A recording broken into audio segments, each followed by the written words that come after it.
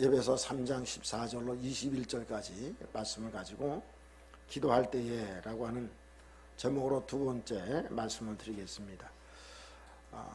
신의자 목사님이신 용혜원 목사님께서 이 시를 하나 써놓은 게 있습니다. 그래서 제가 가지고 나왔습니다. 제목은 나를 새롭게 변화시켜 주소서. 기도는 하나님으로부터 시작되는 것이니 날마다 기도하게 하여 주사 나를 새롭게 변화시켜 주소서. 기도하고 싶은 마음이 늘어나 모든 삶의 시작을 주님과의 깊은 대화 속에서 이루게 하소서. 먹을 것이 부족할 때에 배가 고픔처럼 주님과 대화하고 싶어 기도가 고프게 하소서. 상한 마음을 치료받기 위해서 나의 기도가 응답되기 위하여 삶 전체를 통하여 기도를 드리게 하소서. 주님의 뜻을 알게 하사 나의 모든 것을 살펴주시고 기도를 통하여 임마누엘 삶이 되어 나의 삶이 새롭게 변화되게 하소서. 아멘. 아멘. 예, 이렇게 아주 좋은 이렇게 시를 쓰셨습니다. 우리가 앞서 기도할 때 첫 번째 그 기도에 사도 바울의 기도를 봤습니다만은 사도 바울의 이 기도를 통해서 보면 우리 어떤 육신적인 어떤 만족을 얻기 위한 기도 또는 어떤 소원 성취를 위한 기도가 아니라 우리의 영적인 그러한 기도였다고 하는 것을 우리가 알 수가 있습니다. 그래서 에베소서 1장 17절로 23절의 첫 번째 그 기도를 보면 이 성도들의 그 개인적인 그런 신앙적인 어떤 성숙을 위한 기도였다고 얘기할 수 있겠습니다. 그런데 오늘 여기에 또 기도는 성도들 전체 또 더 나아가서는 교회 전체를 위한 기도라고 말씀을 드릴 수가 있습니다. 근데 이 기도를 내용을 첫 번째 기도나 두 번째 기도나 다 보면 다 우리의 영적인 부분을 위한 기도였다라고 하는 것입니다. 예. 그래서 오늘 이런 부분을 우리 같이 한번 살피면서 은혜를 나누길 원합니다. 오늘 여기 사도 바울이 기도하는 그런 부분을 전체적으로 보면 크게 세 파트로 나눠지게 됩니다. 첫 번째가 14절부터 15절은 기도를 누구에게 어떻게 할 것인가 하는 부분을 말씀하고 있습니다. 두 번째는 16절부터 19절까지는 기도를 어떤 내용으로 할 것인가 그 부분을 다루고 있습니다. 20절부터 21절까지는 기도하면 어떤 결과가 오는가 기도의 그 결과를 말씀해 주고 있습니다. 자, 그래서 오늘 이게 먼저 그러면 14절부터 15절에 있는 그 첫 번째 파트 기도를 누구에게 어떻게 할 것인가 하는 부분을 먼저 다루려고 합니다. 오늘 여기 보면 성경을 통해서 오늘 이 말씀을 보면은 사도 바울이 기도할 때에 그 기도의 대상이 누군가 하는 것을 정확히 나와 있습니다. 자, 여기 보면 여러분 오늘 본문을 한번 보시죠. 14절과 15절을 보시면 하늘과 땅에 있는 각 족속의 이름을 주신 아버지다. 하나님 아버지. 이 세상 모든 것을 다스리고 주관하시는 이 모든 민족의 삶을 주관하고 다스리는 하나님 아버지. 그 하나님 아버지가 우리의 기도의 대상이라고 하는 것입니다. 아멘. 여러분 이 세상에 사는 많은 사람들이 기도의 대상을 잘 모르고 있습니다. 그래서 어떤 사람들은 오래된 고목나무 앞에서 소원을 비는 사람도 있고요. 또 어떤 사람은 큰 산을 향해서 소원을 비는 사람도 있고요. 또 어떤 사람은 해와 달과 별을 향해서 소원을 비는 사람도 있습니다. 그 외에도 자기가 만들어 놓은 어떤 우상 앞에 소원을 비는 사람도 있습니다. 여러분 해와 달과 별에 하나님께서 기도하라 그랬습니까? 하지 말라 그랬습니까? 하라 그랬어요? 하지 말라 그랬어요? 성경에 분명히 하지 말라 그랬습니다. 그건 다 하나님께서 만들어 놓은 피조물들입니다. 여러분 우리가 기도할 대상은 이 세상 만물을 창조하신 오직 여호와 하나님께만 기도해야 된다는 사실을 여러분 기억하시기 바랍니다. 그래서 우리가 그 하나님께 기도하는 것입니다. 근데 많은 사람들이 이것을 모르고 엉뚱한데 소원을 빌고 기도하는 모습들을 볼 수가 있습니다. 자, 그러면은 어떤 자세로 기도해야 될 것인가 하는 것입니다. 여기 보니까 이 사도 바울이 이 말씀하는 것을 가만히 보면 어떻게 얘기하고 있는지를 우리 잘 알 수 있습니다. 자, 15절에 보니까 이름을 주신 아버지 앞에 무릎을 꿇고 비노니. 아버지 앞에. 예, 전에 제가 말씀드렸죠. 우리가 하나님과 참다운 기도는 대화의 기도라고 했습니다. 그래서 프로시케의 기도는 하나님 앞에 나와서 기도하는 것입니다. 여러분, 우상이나 해와 달이나 별이나 고목나무나 여기에 기도하면 그것들이 어떤 말을 하고 응답을 주고 그런 일이 전혀 일어나지 않습니다. 여러분, 우리가 천지를 지으신 하나님 앞에 나와서 기도할 때에 그 하나님이 우리에게 말씀해 주시고 또 우리와 함께 대화하게 되는 그런 모습을 우리는 알게 되는 것입니다. 할렐루야. 여러분, 우리가 어떤 사람하고 얘기할 때에 그 사람이 제대로 내 말을 알아듣지도 못하고 이해하지도 못하고 뭐 이렇게 멍하니 말을 해도 멍하니 있는 사람한테 그 얘기하고 나서는 뭐라고 얘기합니까? 당신하고 얘기해보니까 벽에 대해 얘기하는 거 똑같아. 벽에다 벽 보고 얘기하는 거 똑같아. 그렇게 얘기하는 경우가 있습니다. 왜 그렇습니까? 대화가 안 되는 거예요. 대화가. 여러분, 우리 하나님께 기도할 때에 우리가 여러분 대화가 얼마든지 이루어진다고 하는 것을 여러분 기억하시기 바랍니다.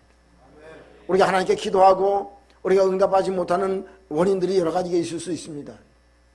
그 하나님께서 말씀하시는 걸 듣지 못하는 여러 가지 원인이 있을 수 있습니다. 그러나 이 시간에 지금 그것을 다 얘기할 수는 없습니다.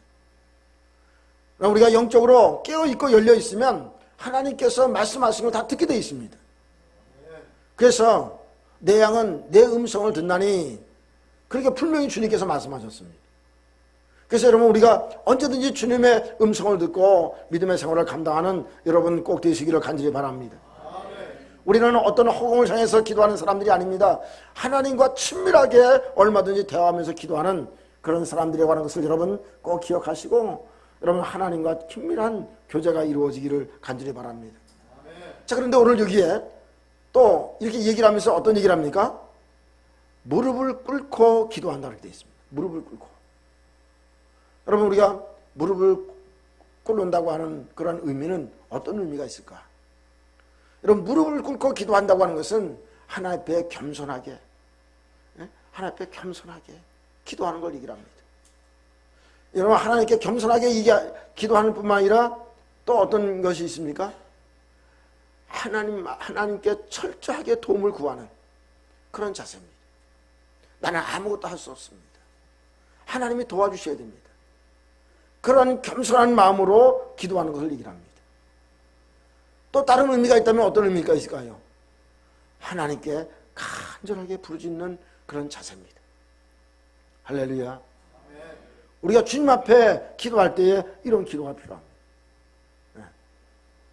여러분, 오늘 우리가 첫째는 마음 자세지만은 두 번째는 형식도 무시할 수 없는 것입니다. 네. 우리가 하나님 앞에 나올 때에 그래서 우리의 자세가 굉장히 중요합니다.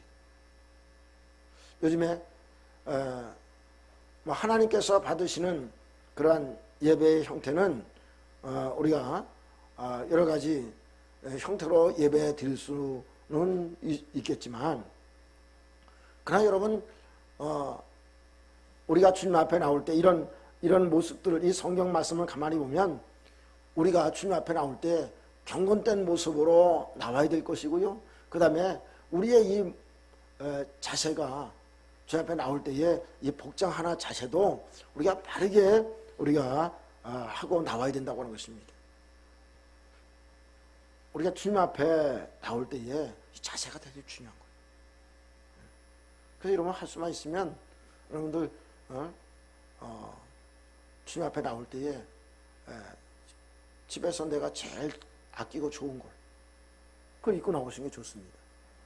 할렐루야. 제일 좋은 거. 응? 이게 뭐 정답이고 이게 꼭 이렇게 해야 되는 건 아니지만 우리의 마음의 자세입니다. 네. 그래서 하나님 앞에 나올 때에 제일 좋은 모습으로, 제일 아름다운 모습으로 이 자세를 가지고 나올 때에 하나님께서는 여러분 우리가 예배할 때나 기도할 때나 하나님께서 그것을 귀하게 여기신단 말이에요. 네? 네. 그 마음이 먼저 중요하다. 예. 그래서 여러분 우리가 이게 무릎을 꿇고 기도한다고 하는 것은 하나님 앞에 겸손하게 간절히 하나님의 도움이 없이는 아무것도 할 수 없습니다. 어떤 면에서는 하나님 앞에 항복하는 자세입니다. 할렐루야. 여러분 우리가 그렇게 기도해야 됩니다. 근데 이제 할 수 없어가지고 무릎이 아파가지고 그렇게 기도 못 하시는 분들은 그런 자세를 무릎 꿇는 자세의 마음을 가지고 기도해야 됩니다. 여러분 믿습니까? 그런 자세로 기도해야 됩니다. 예. 그런 간절한 마음이 있어야 되는 거예요. 예. 그래서 여러분 우리의 중심이 그렇게 간절한 마음을 가지고 주님 앞에 기도해라. 여러분 구약의 이 믿음의 사람들 보면 주님 앞에 참으로 회개할 때도 무릎 꿇고 회개했어요. 하나님 이제 꼭 용서해 주셔야 됩니다. 여러분 예수님께서 겟세마네에서 기도할 때도 무릎을 꿇고 기도했어요. 간절하게. 여러분 우리의 이러한 기도의 자세가 절대적으로 필요하다고 하는 것을 여러분 꼭 기억하시기 바랍니다. 할 수만 있으면 그렇게 하되 여러분 자세가 안 나오면 우리의 마음이라도 그런 자세를 가지고 우리가 끊임없이 주님 앞에 간구하는 우리 모두가 되어지기를 주님의 이름으로 축원합니다. 할렐루야. 예, 두 번째 오늘 내용에 아주 제일 중요한 거죠. 예. 16절부터 19절에 기도를 어떤 내용으로 할 것인가? 기도를 어떤 내용으로 할 것인가? 예, 오늘 여기 성경을 통해서 보면은 이게 하나하나 세분화하면 한 5가지 기도의 내용이 있다고 볼 수가 있어요. 근데 일단은 먼저 보시죠. 예, 16절로 19절로 보면 5가지 내용이 이렇게 분리해서 이렇게 볼 수가 있습니다. 자, 한번 보세요. 자, 16절. 예, 자, 보세요, 얼른. 자, 16절. 첫째가 뭐예요? 속 사람을 성령의 능력으로 어떻게 하라고요? 강건하게 하옵시고. 자, 두 번째는 17절에 둘째가 믿음으로 그리스도에게 너의 마음을 어떻게 하라고요? 마음에 계시게 하옵시고. 자, 17절에 또 사랑 가운데 뿌리가 박히고 터가 굳어지게 하옵시고. 네 번째가 지식에 넘치는 그리스도의 사랑을 알게 하옵시고. 다섯 번째가 충만하게 하신 것으로 충만케 하옵소서. 이렇게 한 5가지로 우리가 알 수가 있습니다. 예. 자, 여기에 사랑에 대한 부분이 조금 여기 좀 있습니다만 거기 다 포함되는 거라고 볼 수 있어요. 근데 이 내용을 가만히 보면 결국은 기도의 제목, 이 기도의 내용이 한 가지라는 겁니다. 한 가지. 한 가지 뭐예요? 성령의 능력으로 속 사람을 강건케 해달라. 네. 자, 우리 한번 따라하겠습니다. 네? 성령의 능력으로. 네, 좀 더 크게. 자, 성령의 능력으로 속 사람을 강건케 하옵시고. 여러분 이것이 오늘 여기 기도 제목의 핵심입니다. 예. 그래서 먼저 이 속 사람을 강건케 하기 위해서 이렇게 기도하는 내용이 여기 나옵니다. 여러분 사람은 사실은 건강해야 되거든요. 건강하게. 예. 그래서 우리가 이렇게 SNS를 이렇게 할 때도 보면 뭐 이제 서로 이렇게 서로 축복하고 이럴 때도 어떤 얘기를 합니까? 건강하고 행복하세요. 그런 얘기를 많이 이렇게 주고받잖아요. 그렇죠? 예. 예, 건강하세요. 예. 여러분 우리가 사람이 무엇보다도 건강해야지 우리가 모든 일을 감당할 수 있습니다. 그래서 성경은 2가지로 얘기하고 있는데 이 사람을 겉사람과 속사람을 얘기를 하고 있습니다. 그러니까 우리가 육체는 겉사람이거든요. 이 겉사람이 건강해야지 우리가 어떤 일도 할 수가 있습니다. 여러분 연약하면 여러분 뭐 상업의 일에서부터 뭐 여러 가지 어떤 일도 할 수가 없잖아요. 그래서 우리가 일단은 건강해야 됩니다. 예. 그런데 우리가 육체가 건강해야 되지만은 더 중요한 게 뭐냐면 속사람이 건강해야 된다고 하는 것입니다. 속사람. 여러분 요한3서 1장 2절을 보면 여러분 한번 찾아보세요. 요한3서 1장 2절. 예, 요한3서 1장 2절을 보면 사도 요한이 가룟라고 하는 사람을 축복하는 내용이 나옵니다. 예.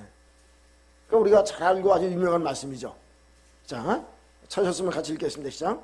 사랑하는 자여, 내 영혼이 잘된 같이 네가 범사에 잘되고 강건하기를 내가 간구하노라. 아멘. 내 영혼이 잘된 같이, 영혼이 잘 되어지는 것처럼 범사도 잘되고 강건해지기를 내가 간구한다. 이렇게 말씀했어요. 여러분, 우리의 속사람이 잘 되어지면, 우리의 속사람이 강건해지면 그럼 범사도 잘 되어지고, 예, 겉사람도 강건해지는 것입니다. 예.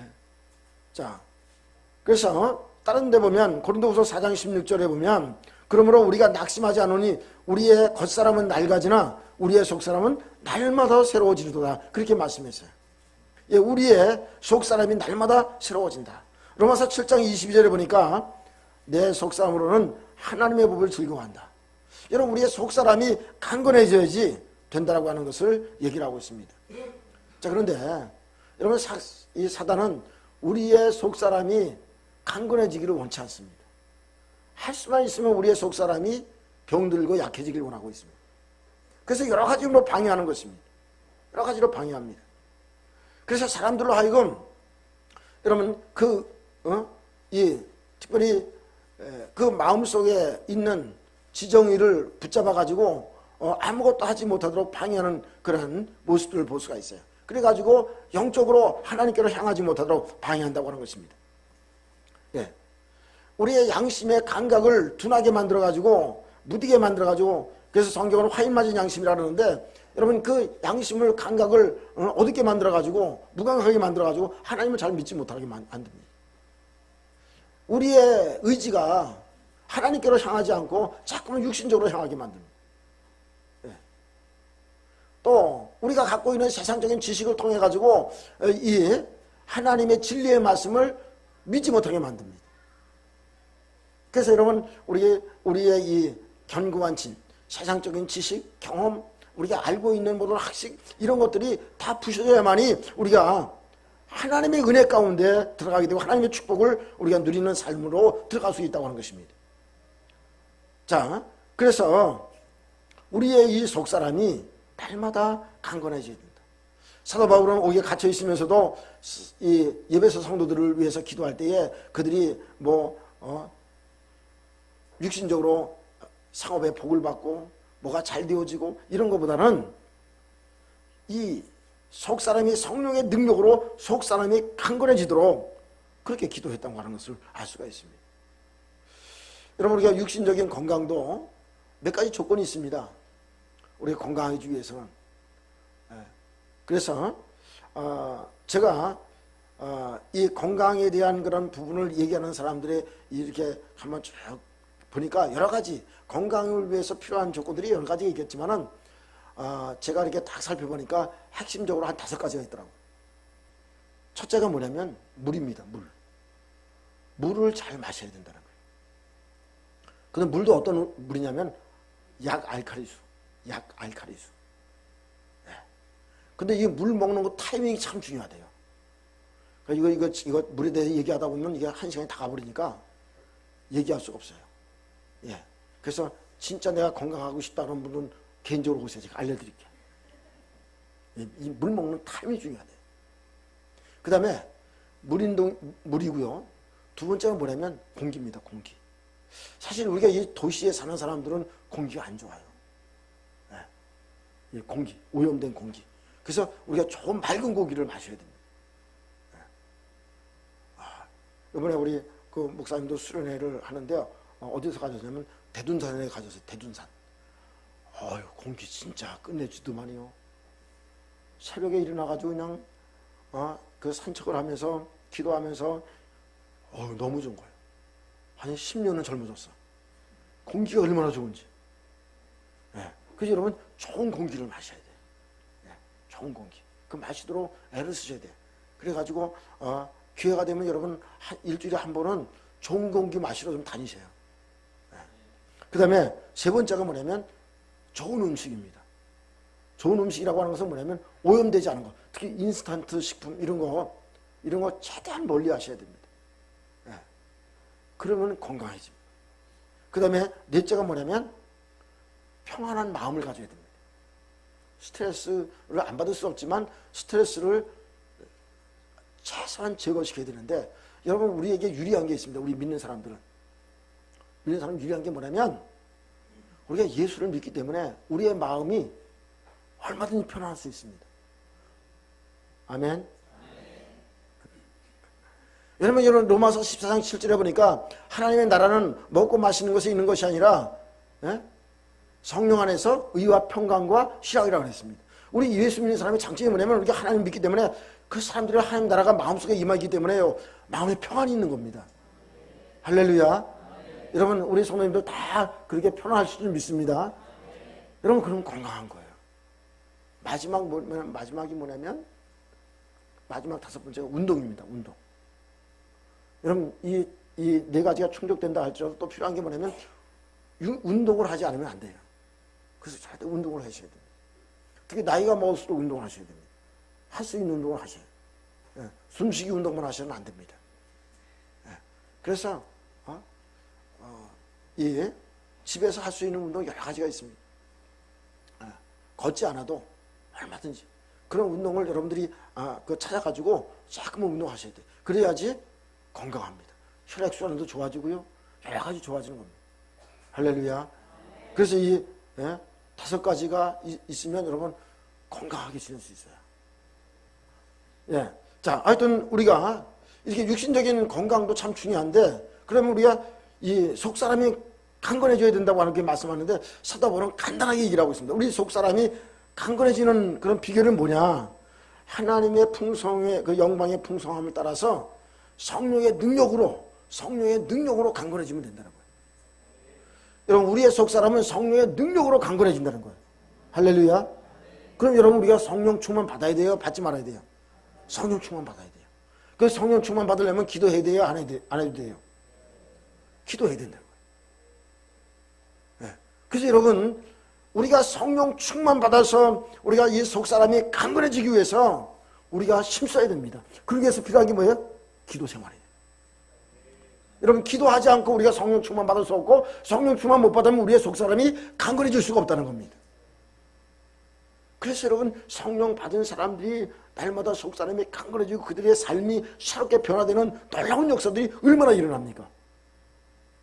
여러분 우리가 이 은혜를 경험하지 못한 사람들은 성령 받는 일을 그렇게 사모하지 않습니다. 근데 이 은혜를 아는 사람은 자꾸만 이 은혜 가운데 더 들어가려고 그래요. 그래서 여러분 오늘 우리가 이 성령으로 충만되기 위해서 여러분 힘쓰시기 바랍니다. 그래야 우리의 속사람이 강건해집니다. 그러면 여러분 우리의 육신도 강건해집니다. 할렐루야. 이것을 여러분 기억하셔야 돼요. 그래서 오늘 3장 16절 오늘 본문 다시 한번 큰 소리로 한번 읽겠습니다. 시작. 그의 영광의 풍성함을 따라 그의 성령으로 말미암아 너희의 속사람을 능력으로 강건하게 하시오며, 그렇게 말씀했습니다. 여러분 우리를 능력으로 강건하게 되는 건 내가 스스로 잘 안 된다고 하는 것입니다. 뭐 육신적으로 아까 제가 말씀드린 그렇게 하면 육신적으로 우리가 강건해질 수 있는 어떤 방법이 있지만은 우리의 속사람이 강건해지는 것은 우리의 노력으로 잘 안 되는 거예요. 성령이 도와주셔야 되는 거예요. 그래서 여러분 스가랴서 4장 6절에 보면 스가랴서 4장 6절 보면 이 스가랴 선지자는 그런 얘기를 합니다. 힘으로도 안 되고 능력으로도 안 된다는 거예요. 오직 하나님의 영으로만 된다고 하는 것입니다.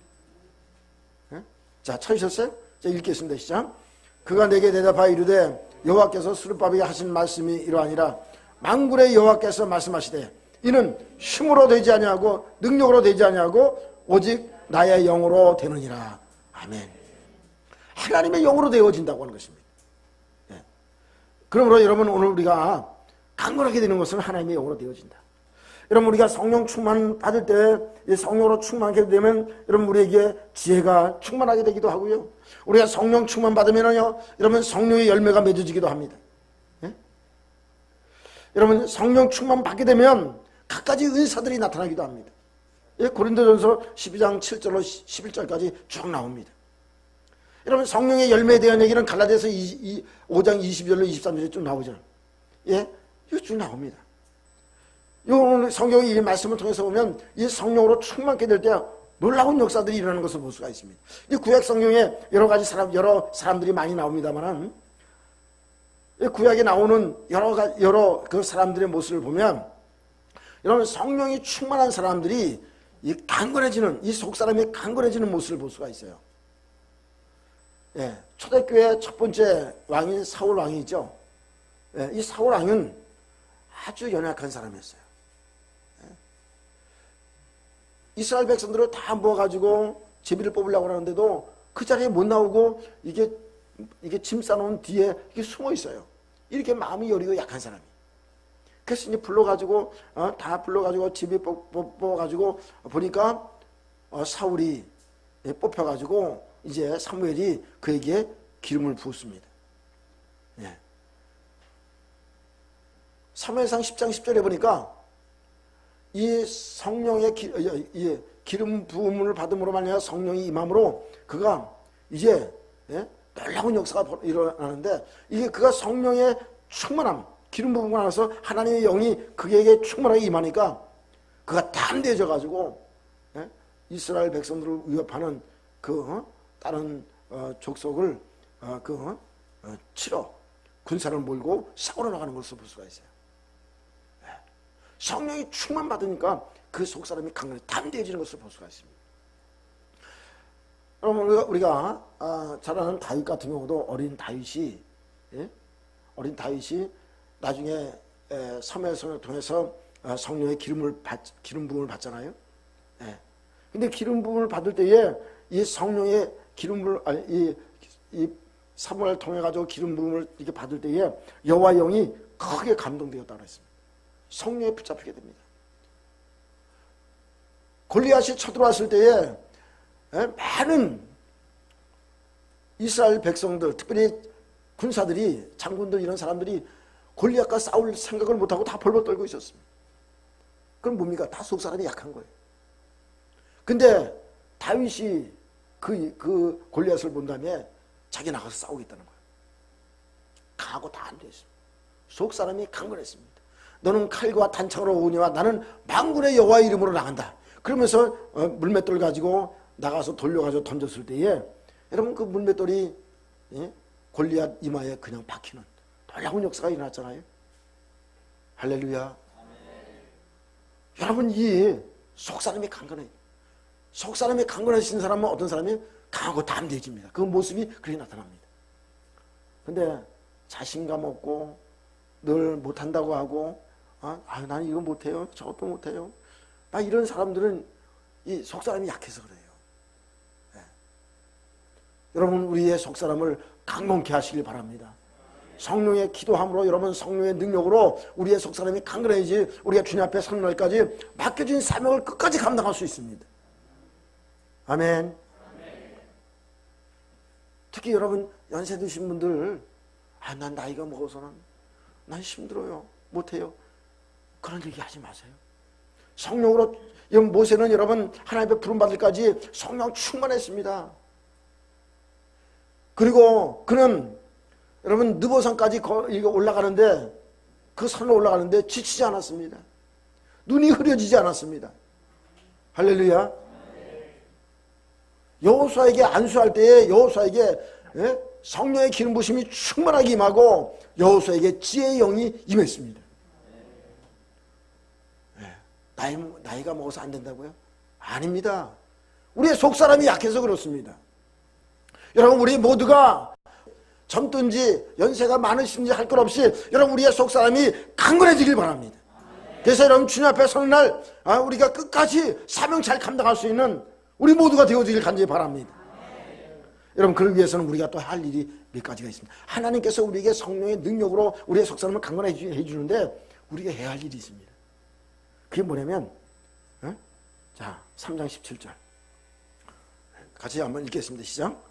믿음으로 말미암아 그리스도께서 너희 마음에 계시게 하옵시고, 첫 번째가 여러분 믿음으로 그리스도께서 너희 마음에 계시게 하옵시고 그렇게 말씀했어요.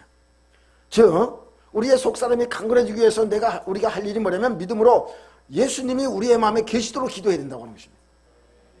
그러면 그렇게 말씀하신 분이 계실 거예요. 아니 예수님을 영접해서 내 안에 계신데 뭘 또 계시도록 기도하냐, 그렇게 얘기할 수 있습니다. 여러분 예수님을 영접해서 계시게 하는데 그분이 우리 속에 어떻게 계시도록? 영원토록 계시도록 기도해야 된다고 하는 것입니다. 할렐루야. 여러분 그 사람의 마음을 이렇게 누가 주장하느냐에 따라서 그 사람이 삶이 인생이 여러분 바뀔 수가 있습니다. 자, 사람은 세 종류로 나눠서 그 마음을 다스리는 사람을 얘기할 수 있는데, 첫 번째는 자기 마음대로 사는 사람입니다. 두 번째는 사단이 그 사람을 완전히 사로잡은 사람입니다. 이 사단이 사로잡힌 사람은 어떤 사람이에요? 대표적인 경우가 이제 무당 같은 사람들, 신내려가지고요 악한 영이 완전히 붙잡혀가 점치는 사람들.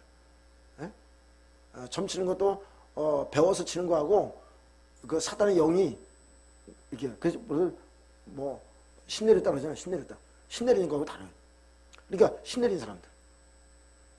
또 거라사 광인처럼 완전히 사단에 붙잡아가지고 미친 사람, 막 옷 벗고 다니고 막 이상한 사람, 이런 사람들이 사단의 영에 완전히 붙잡힌 사람.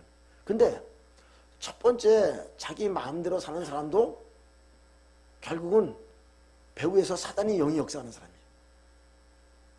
결국 따지고 보면. 자, 그런데 또 세 번째 사람은 어떤 사람이에요? 주님이 그 사람의 마음을 주장하는 사람입니다. 여러분 우리 예수 믿는 사람들은요 예수님이 우리의 마음을 주장하도록 해야 됩니다. 할렐루야. 그런 삶을 살아가라고 하는 것입니다. 예, 그래서 성경을 통해서 보면 이 거한다는 말이 두 가지 단어가 있습니다. 일시적으로 거하는 말이 있고 영구적으로 거하는 말이 있습니다. 예. 그러면 오늘 여기서 주님이 내 마음에 거하시도록 기도하라고 하는 건 뭡니까? 주님이 나를 떠나지 마시고 내 안에 주님 앞에 갈 때까지 영구적으로 거하라고 하는 거예요. 하나님, 주님이 내 안에 영구적으로 거하십시오 하는 것을 얘기하는 것입니다. 그리고 여기에는 영구적으로 거하는 동시에 또 한 가지가 어떤 의미가 있냐면 영구적으로 내 안에 거하셔서 가만히 계신 게 아니라 나를 다스려 달라고 하는 것입니다. 나를 다스리고 나를 이끌어 달라고 하는 것입니다. 할렐루야. 이런 그런 삶을 살아갈 때 우리의 속사람이 강건해진다고 하는 것입니다. 근데 오늘 여기 3장 17절에 뭐라고 되어 있습니까? 믿음으로라고 하는 얘기라고 있어요. 믿음으로. 자, 왜 믿음으로 하는 얘기를 썼을까? 이것은 여러분 믿음으로 해야 된다고 하는 것을 얘기를 합니다. 왜 그렇습니까? 몇 가지 이유가 있습니다. 첫째는 주님만이 나의 구주가 되심을 믿어야 됩니다. 주님이 나의 구주가 되신다고 하는 확실히 믿어야 돼요. 자, 우리 한번 따라가겠습니다. 주님만이 나의 구주가 되심을 믿어야 합니다. 할렐루야. 두 번째는 주님만이 나의 주인 되심을 믿어야 합니다. 예, 주님이 나의 구주가 되신다는 것을 확실히 믿어야 됩니다. 세 번째는 주님이 나를 다스릴 때에 나의 속사람이 강건해진다는 사실을 믿어야 됩니다. 할렐루야. 또 한 가지는 나의 몸은 하나님의 거룩한 성전이라는 사실을 믿어야 됩니다. 그래서 주님을 내 안에 계시게 하시고 영원히 나를 다스릴 것을 믿고 그분을 의지해야 된다고 하는 것입니다. 이 삶을 살아갈 때 우리의 속사람이 강건해진다고 하는 것입니다. 여러분 믿습니까? 성령이 하시는 일은 하시지만은 내가 할 일은 바로 이 일. 예? 주님을 내 안에 꼭 계시도록 늘 기도해야 돼요. 하나님, 주님, 나를 떠나면 안 됩니다. 주님 내 안에 꼭 계시고 주님께서는 나를 다스려 주셔야 됩니다. 그래야 제가 속사람 강건해집니다. 제가 하나님 뜻대로 살아갈 수 있습니다. 이것을 여러분 기도해야 된다고 하는 것입니다. 두 번째는 우리가 속사람이 강건해지기 위해서는 사랑 가운데 뿌리를 받고 있어야 된다고 하는 것입니다. 그리고 이런 은혜가 충만해지도록 기도해야 된다고 하는 것입니다. 자, 그래서 오늘 여기에 우리 자신들이 뿌리가 여기 보면 뭐라고 되어 있습니까? 자, 17절 우리 한번 같이 읽어보겠습니다. 17절. 자, 17절 같이 읽어보겠습니다. 시작.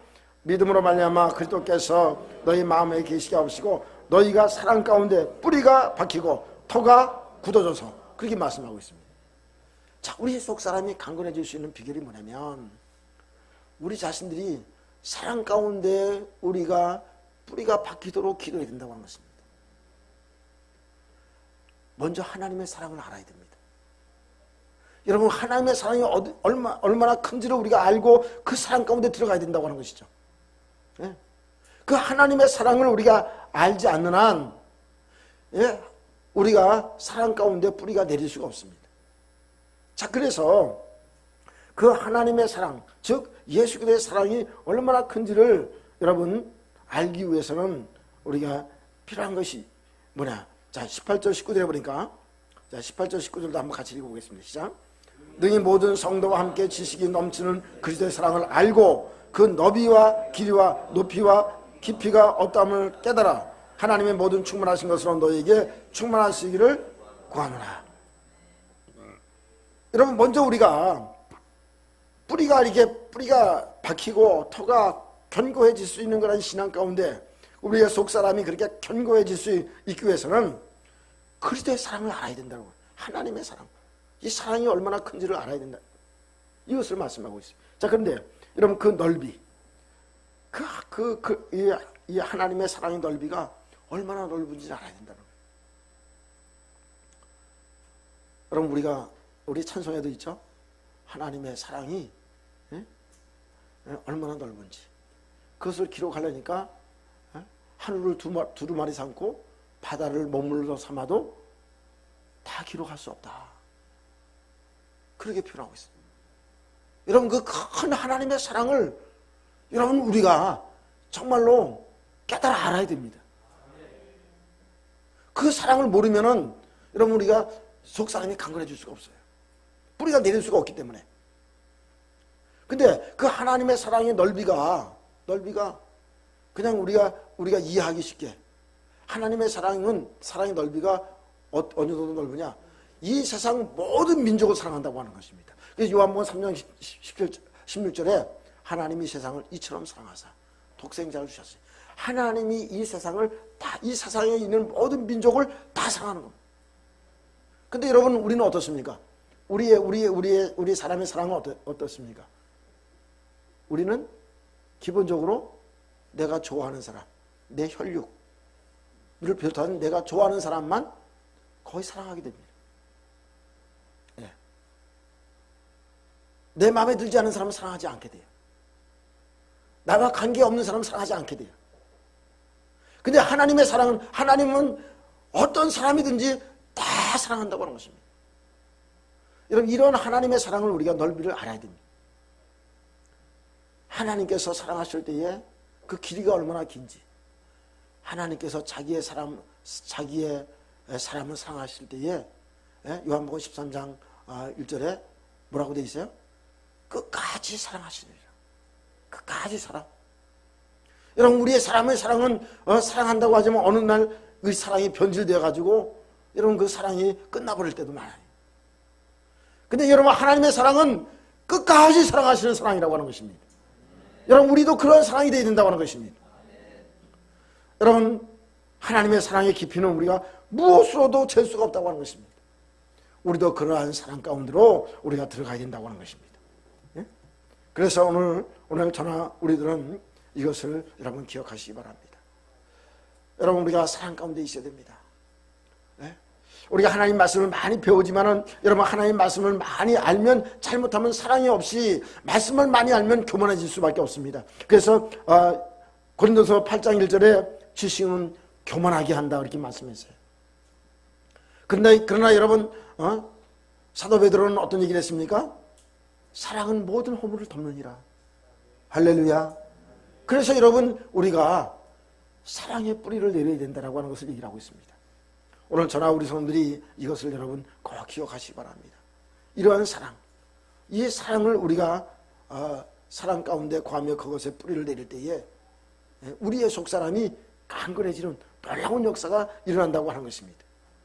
여러분, 사도 요한이 가룟을 축복한 거 우리가 아까 봤습니다. 내 영혼이 잘된 같이 범사에 잘되고 강건하길 내가 강구하노라. 여러분, 사도 요한이 왜 그렇게 사도 요한에게 가룟라는 사람이 왜 그런 축복을 받을 수밖에 없었을까요? 그는 사랑의 뿌리를 내렸습니다. 그래서 복음을 전하는 전도자들이 올 때마다 그들을 헌신적으로 섬겼습니다. 근데 여러분, 디오드레베 같은 사람은 도리어 섬기는 것을 못 섬기게 하고 섬기는 자들을 교회에서 내쫓고 섬기지 못하고 자기가 섬김을 받으려고 했습니다. 사랑 가운데 뿌리가 내린 가룟을 사도 요한은 축복하지 않을 수가 없었던 것입니다. 여러분, 오늘 우리는 이러한 사랑의 뿌리를 두고 믿음의 생활을 감당해 나갈 수 있는, 그래서 우리 모두가 속사람이 강건해지는 역사가 일어나길 바랍니다. 그래야만이 우리가 하나님의 축복과 은혜를 누릴 수 있습니다. 자, 오늘 20절과 21절 마지막 파트를 보니까 기도하면 어떤 결과가 오는가라고 하는 파트입니다. 여기 보니까 하나님께서 이런 속사람이 강건한 사람의 기도는 하나님께서 다 이루어 주신다. 할렐루야. 생각하는 것을 다 이루어 주신다. 제가 다시 한번 할 테니까 여러분 크게 아멘 하시기 바랍니다. 우리가 구하는 것을 다 이루어 주신다. 우리가 생각하는 것을 다 이루어 주신다. 우리가 구하는 생각보다도 더 넘치도록 이루어 주신다. 할렐루야. 속사람이 강건한 사람에게 하나님께서 이러한 기도에 응답의 역사를 주신다고 하는 것입니다. 여러분, 이런 축복이 여러분들에게 있어지기를 간절히 바랍니다. 사도 바울은 옥에 갇혀 있었습니다. 그때에 거기에 있으면서도 에베소 성도들에게 너희들 속사람이 강건해지기 위해서 내가 지금 기도하고 있다, 그렇게 얘기를 하고 있습니다. 여러분, 우리가 살아가는 데 환경, 여러 여건들이 우리가 안 좋고 힘든 가운데 있을 때에 여러분, 그런 환경에서 벗어나고자 우리가 발버둥 칠 수가 있습니다. 그런데 여러분, 그것보다도 먼저 우리의 속사람이 강건해지기 위해서 기도하면 모든 문제가 해결될 줄 믿습니다. 사도 바울은 이것을 경험했습니다. 어디서요? 빌립보 감옥에서 경험했습니다. 빌립보 감옥에서 그는 하나님 앞에 찬송하고 하나님께 기도했습니다. 그럴 때 여러분, 옥토가 움직이는 역사가 일어났고 손과 발에 묶였던 쇠고랑들이 다 풀려지는 역사가 일어났습니다. 오늘 우리의 속사람이 강건하기 위해서 기도하면 우리를 묶고 있는 모든 결박된 그런 모든 것들이 다 풀어지고 여러분, 새롭게 되는 놀라운 역사가 일어날 줄 믿습니다. 이 하나님의 축복과 은혜를 우리 모든 성도들이 기도할 때마다 여러분 체험하고 누리는 놀라운 역사가 일어나기를 주님의 이름으로 축원합니다. 할렐루야. 기도하겠습니다.